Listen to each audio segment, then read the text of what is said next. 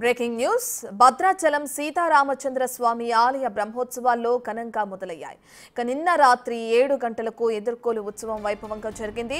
మొదట త్రిదండి దేవనాథ రామానుజాచార్య స్వామివారికి పట్టు వస్త్రాలు సమర్పించారు. ఆ తర్వాత పలువురు దాతలు భక్తులు కూడా సీతారాములకు పట్టు వస్త్రాలను సమర్పించుకున్నారు.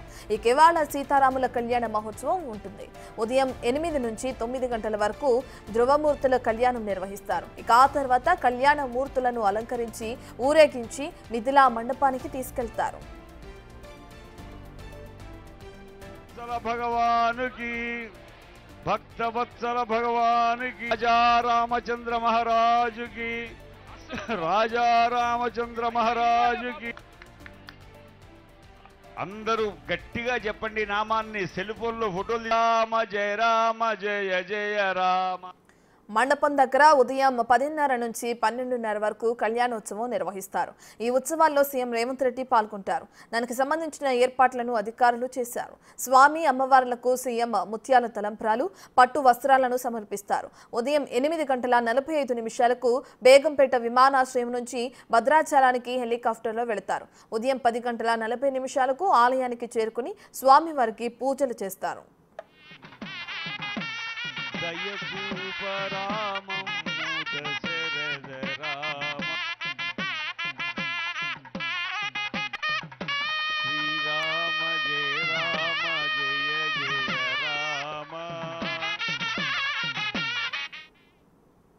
భద్రాచలం సీతారామచంద్ర స్వామి ఆలయ బ్రహ్మోత్సవాలు ఘనంగా మొదలయ్యాయి. నిన్న రాత్రి 7 గంటలకు ఎదుర్కోలు ఉత్సవం వైభవంగా జరిగింది.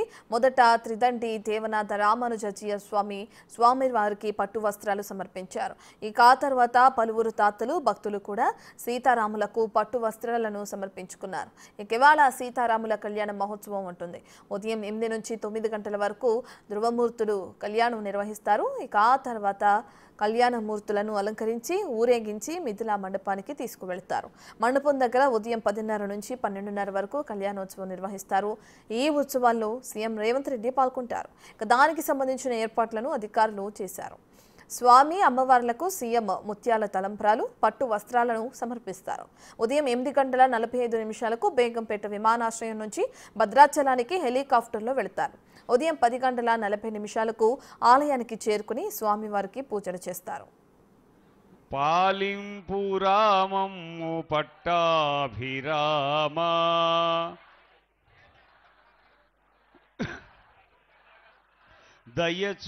దయచూపరామము దశరథ. రైట్, భద్రాచలంలో శ్రీరామనవమి సందర్భంగా ఏ విధంగా అయితే కళ్యాణం చేస్తారో మనందరికీ తెలిసిన విషయమే. ఆ కళ్యాణ మహోత్సవంలో ఇప్పుడు సీఎం రేవంత్ రెడ్డి పాల్గొనే అవకాశం కనిపిస్తుంది. ఆయన షెడ్యూల్ ఏ విధంగా ఉందనే డీటెయిల్స్ ని మా ప్రతినిధి భాస్కర్ అందిస్తారు. రెడ్ భాస్కర్, ఇప్పటికే భద్రాచలం పట్టణం మొత్తం శ్రీరామన స్మరణతో మారిమోపోతుందని చెప్పుకోవచ్చు. మరోవైపున ఈ అధికారులు కూడా అన్ని ఏర్పాట్లు చేసిన నేపథ్యం అయితే ఉంది. పవిత్రమైన గతానికి రాష్ట్ర ప్రజల తరఫున ముఖ్యమంత్రి రేవంత్ రెడ్డి పట్టు వస్త్రాలు సమర్పించనున్నారు. మరోవైపున ఈ యొక్క శ్రీరామనవమి సందర్భంగా భద్రాచలం సంబంధించి ఆలయ అధికారులు మొత్తం కూడా అన్ని ఏర్పాట్లు చేయడం కూడా జరిగింది. సుమారు 1,00,000 మంది వరకు కూడా భక్తులు వస్తారని అంచనా వేస్తున్నారు. ఇప్పటికే లడ్డు ప్రసాదాల కోసం కూడా 15 కౌంటర్ల పైగా ఏర్పాటు చేయడం కూడా జరిగింది. మరోవైపున సుమారు 2 లక్షల వరకు లడ్డూలు కూడా అందుబాటులో పెట్టారు. మరోవైపు మిథిలా స్టేడియంలో జరిగే శ్రీరామనవమి అంటే సీతారాముల కళ్యాణానికి సంబంధించి ఆలయ అర్చకులు కావచ్చు, మరోవైపు ఎలిమెంట్ అధికారుల సమక్షంలో మొత్తానికైతే భక్తులకు ఎలాంటి ఇబ్బంది కలగకుండా విధంగా అన్ని ఏర్పాట్లు జాగ్రత్తలు తీసుకున్నారు. మరోవైపున ఈ యొక్క కార్యక్రమాన్ని మధ్యాహ్నం అంటే 10 గంటలకు స్టార్ట్ అయ్యి మధ్యాహ్నం అభిజిత్ లగ్నంలో 12 గంటలకు శ్రీ సీతారామచంద్ర స్వామికి కళ్యాణం పూర్తి చేస్తూ ఉంటారు. దానికి సంబంధించి ఇప్పటికే వేద పండితులు కూడా అన్ని ఏర్పాట్లు కూడా చేయడం కూడా జరిగింది. మరోవైపున ఈ వచ్చే భక్తులకు ఎలాంటి ఇబ్బంది ఎదురుకాకుండా విధంగా భారీ ఎల్ఈడి కూడా ఏర్పాటు చేశారు. సుమారు మిథాలీ స్టేడియంలో సుమారు 24 సెక్టార్లుగా ఏర్పాటు చేశారు. 24 సెక్టార్ల నుంచి కూడా 36,000 మంది వరకు కూడా వీక్షించే విధంగా అన్ని ఏర్పాట్లు చేశారు. ఈ కార్యక్రమానికి రాష్ట్ర ప్రభుత్వం డిప్యూటీ సీఎంతో పాటు మంత్రుల బృందం కూడా మొత్తం ఒక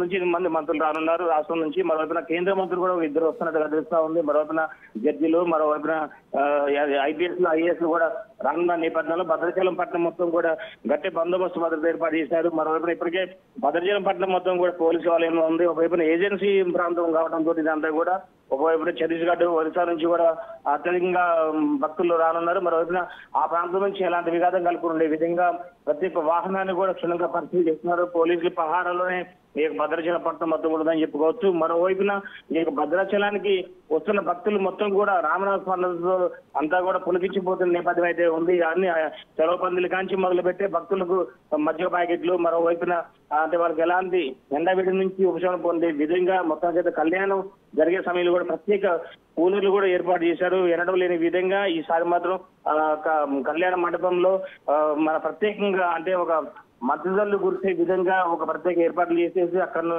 ఆ భక్తులకు చల్లదనాన్ని అందించే విధంగా ఆలయ అధికారులు అన్ని ఏర్పాట్లు చేయడం కూడా జరిగింది. మరోవైపున సుమారు కోట్ల రూపాయలు నిధులు వెచ్చించి ఈ యొక్క రామనాయ నవమికి వచ్చే భక్తులకు అండ్ లడ్డు ప్రసాదాలతో పాటు ప్రతి ఒక్క దాంట్లో కూడా ఎక్కడ కూడా అధికారులు ఎలాంటి లోపాలు లేకుండా ఉండే విధంగా అన్ని ఏర్పాట్లు చేయడం కూడా జరిగింది. మరొకన గోదావరి పరిసర ప్రాంతాలు కూడా భక్తులు స్నానమాచరించే స్నానఘట్టాల దగ్గర కూడా ప్రత్యేక ఏర్పాట్లు చేయడం కూడా జరిగింది. ఒకవైపున ఇక రాములారికి కళ్యాణానికి వచ్చిన భక్తులకు ఆర్టీసీ శాఖ నుంచి కూడా రవాణా సౌకర్యం కూడా సుమారు 195 బస్సులు కూడా ప్రత్యేక బస్సులు ఏర్పాటు చేశారు ఖమ్మం రీజియన్ నుంచి కూడా. అయితే ఆంధ్ర నుంచి కూడా ఎక్కువ భక్తులు రానున్న నేపథ్యంలో వారి సౌకర్యార్థం కూడా ప్రత్యేకంగా అంటే రూటు అంటే వెహికల్స్ ఏర్పాటు చేయడం కావచ్చు. మరోవైపున ఇక మానవీధులన్నీ కూడా శ్రీ రామనామ స్వామితో మారిపోవని చెప్పుకోవచ్చు. రూపా రైట్, థ్యాంక్ యూ భాస్కర్.